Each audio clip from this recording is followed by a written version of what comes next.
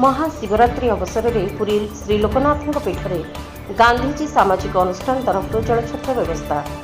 महाशिवरात्रि बा जागर उपलक्षे श्रीक्षेत्र पुरीर श्री लोकनाथ पीठ में गांधीजी सामाजिक अनुष्ठान तरफ एक जलछत्र व्यवस्था होता। उक्त जलछत्र को अनुष्ठान सभापति प्रसन्न लेंका मार्गदर्शन में जिला सूचना लोकसंपर्क अधिकारी श्रीजुक्त संतोष सेठी, वरिष्ठ समाजसेवी श्रीजुक्त राजेश मिश्र महाप्रभु उद्देश्य प्रदीप प्रज्वलन पूर्वक शुभ उद्घाटन करते।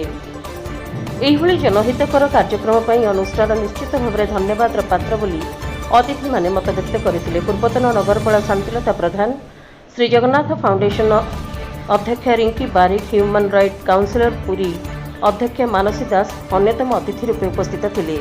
ଏହି ଅବସରରେ ଅନୁଷ୍ଠାନର ସମ୍ପାଦିକା ନିବେଦିତା ମିଶ୍ର, ଉପସଭାପତି ପ୍ରମୋଦ ଜେନା, କୋଷାଧ୍ୟକ୍ଷ ଲକ୍ଷ୍ମୀପ୍ରିୟା ଦେ, କାର୍ଯ୍ୟକାରୀ ସମ୍ପାଦିକା ନମିତା ମଞ୍ଜୁରୀ ଶତପଥୀ, ଉପସଭାପତି ଗିରିଧାରୀ ନାୟକ, ଉପସଭାନେତ୍ରୀ ମଧୁସ୍ମିତା ସାହୁ, ଲଲାଟେନ୍ଦୁ ମିଶ୍ର, ଝାନ୍ସୀ ମିଶ୍ର, ସୁରେଖା ଦାସ, ରାଜଲକ୍ଷ୍ମୀ ଦାସ, ସସ୍ମିତା ଶତପଥୀ, ଶ୍ରଦ୍ଧାଞ୍ଜଳି ସିଂ, ସଂଯୁକ୍ତା ବେହେରା, ନର୍ମଦା ମହାକୋଟ ଉପସ୍ଥିତ ରହି କାର୍ଯ୍ୟକ୍ରମକୁ ପରିଚାଳନା କରିଥିଲେ।